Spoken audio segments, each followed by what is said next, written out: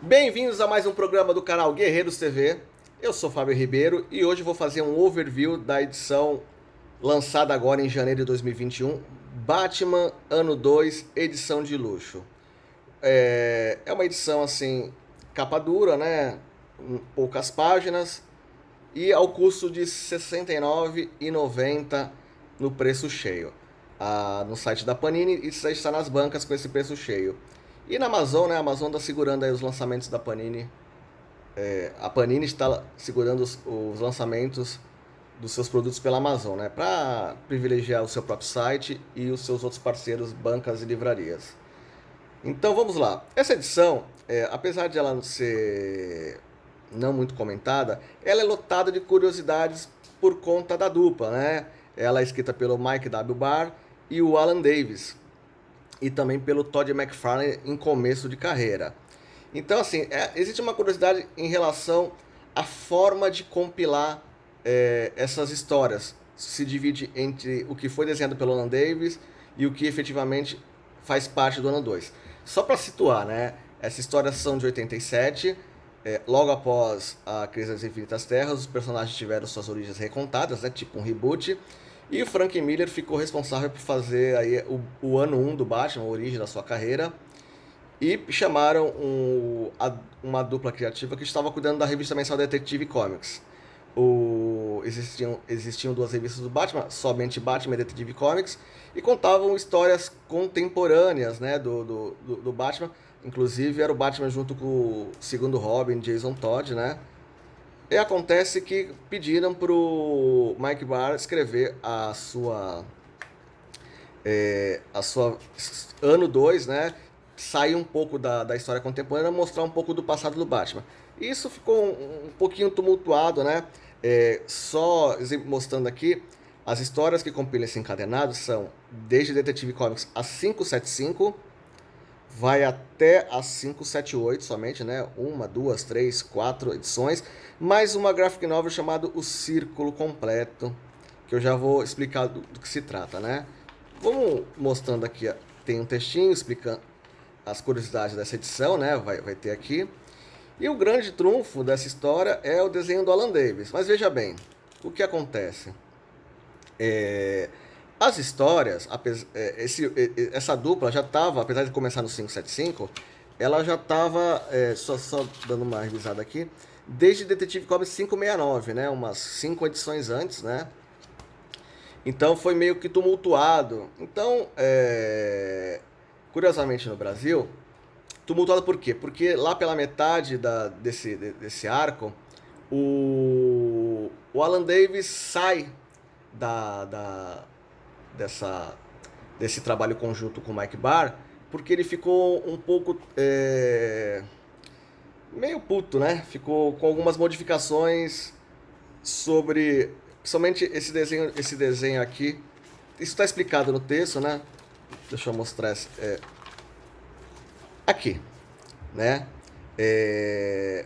O Alan Davis já tinha desenhado a história, feito a história, e ele tinha desenhado a arma do Batman como uma Mauser, acho que é uma pistola alemã da época da Segunda Guerra Mundial, bem característica, fácil de identificar, porque o que se trata essa história? Essa história se passa, mostra o Batman enfrentando um cara, um similar dele, que é o ceifador, né, que é um vigilante, mas que mata criminosos, né? E por conta desse cara apresentar um perigo para a sociedade e para os criminosos, ele é obrigado a trabalhar com Joe Chill, o cara que supostamente matou os seus pais, né?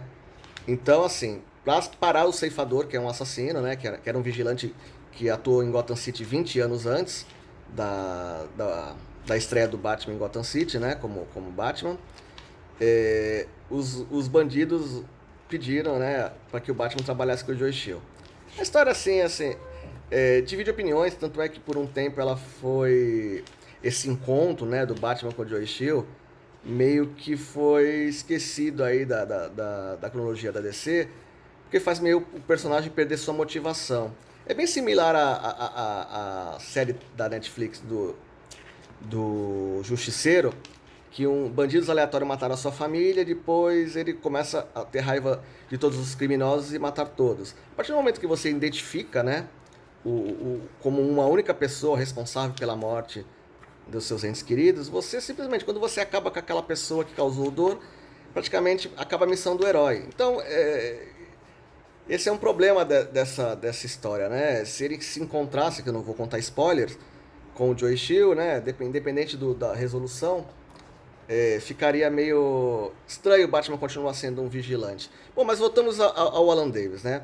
O Alan Davis, né? O run dele completo também já foi publicado no Brasil, né? Essas aventuras da atualidade, né? Com Robin, mulher, aqui na coleção Lendas do Cavaleiro das Trevas 1 e 2, Alan Davis. E vai até as primeiras edições que são desenhadas pelo Alan Davis. Então, geralmente, tanto nos Estados Unidos como no Brasil, separam entre as edições exclusivamente desenhada pelo Alan Davis, que mostram a fase dele na Detective Comics da atualidade, né?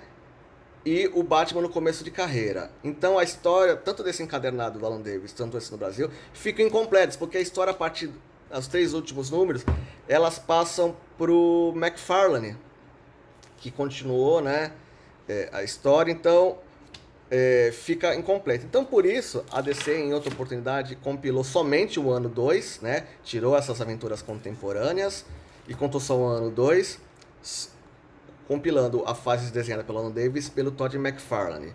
E também, né, foi feito em 87, o Alan Davis ficou bravo, saiu da DC, ou foi para outro título, não me recordo. Em 91 ele voltou numa graphic novel, né, formato americano, chamado Full Circle, onde ele termina a história do ceifador, né? Também não vou contar spoiler, mas ele achou que ficou em aberto e a arte dele realmente é o ponto alto. Até gosto do McFarlane, né? Mas as aventuras do McFarlane no começo são autofinalizadas pelo Alfredo Alcala, que não combina muito aqui com a arte do McFarlane. E nas últimas edições, se eu não me engano, o próprio McFarlane finaliza a sua arte. Mas são artistas muito diferentes, né? Então o Brasil publicou só a fase Alan Davis e agora publica o arco específico ano 2, que são uma edição pelo Alan Davis e uma ou duas e 3 do McFarlane, e essa graphic novel Full Circle, né, que também foi publicada aqui na coletânea do Alan Davis, né? Enfim, mas voltando, por que o Alan Davis saiu dessa história? Porque ele havia desenhado uma Mauser, né? Uma arma que não, diferente dessa que é uma automática, né? Que é uma arma assim muito comum. E por conta, né, que quando foi contada a origem do Cavaleiro da Treva pelo Frank Miller, ele retrata o Joey Chill matando os pais do Bruce Wayne com esta arma.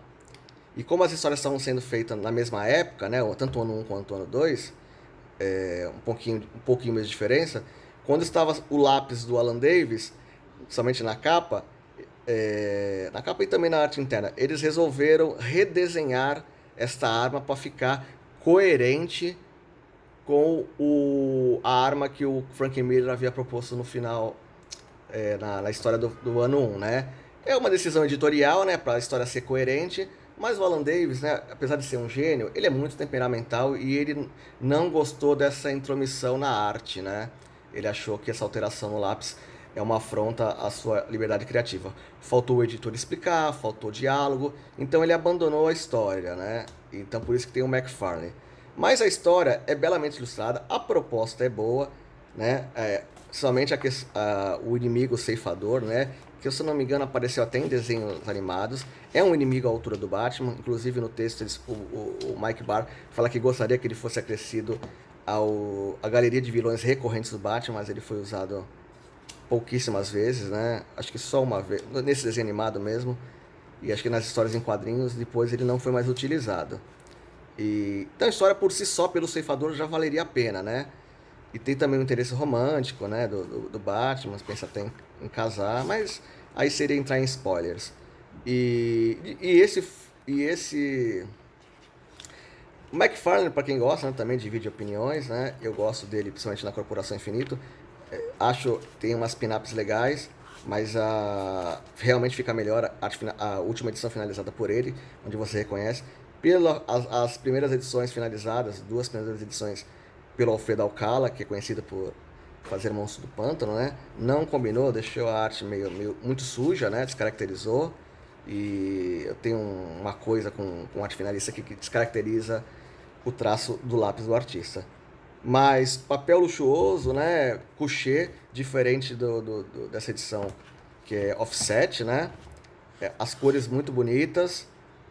É uma curiosidade, como eu falei, tirando a questão do ceifador, o plot do Joe Chill foi praticamente desconsiderado da cronologia oficial do Batman. Então é uma história mais para quem é fã desses artistas, principalmente pela questão do Alan Davis na graphic novel Círculo Completo, né? Do que efetivamente uma história que afete diretamente toda a cronologia, toda a mística em volta do Batman, né? Toda a sua grandiosidade, né? Sobre as suas origens. Então, assim, cronologicamente é uma aventura, vamos dizer, não chega a ser descartável, mas é irrelevante. Agora, artisticamente, bem escrita e bem desenhada, ela é. Então, aí fica a dica, comentem, quem tiver interesse em comprar depois dessa resenha aí, compre, né? Não vai se arrepender, mas já sabe do que se trata. Capa dura, né? Combina perfeitinho aí, tem a mesma... Só não tem o mesmo padrão que o ano 1, né? Mas... mesmo padrão, tirando as logos, né? O resto... Mas vale a pena ter na coleção para quem é Batmaníaco. Não é uma história para todo mundo. Valeu? Mas quem quiser ver as histórias anteriores a esse arco, né? Do Alan Davis, compra essa coleção. Que eu acho aqui que o Alan Davis está no auge, né? Muito bonita. E as aventuras... Bom, eu li faz tempo, né? Eu acho que o Robin é o Jason Todd, se eu não me engano. É que ele praticamente desenhou o Robin, Jason Todd e o Dick Grayson praticamente iguais, então me confunde um pouco. Então valeu, galera. Dê um joinha, compartilhem, dê o seu like e até a próxima.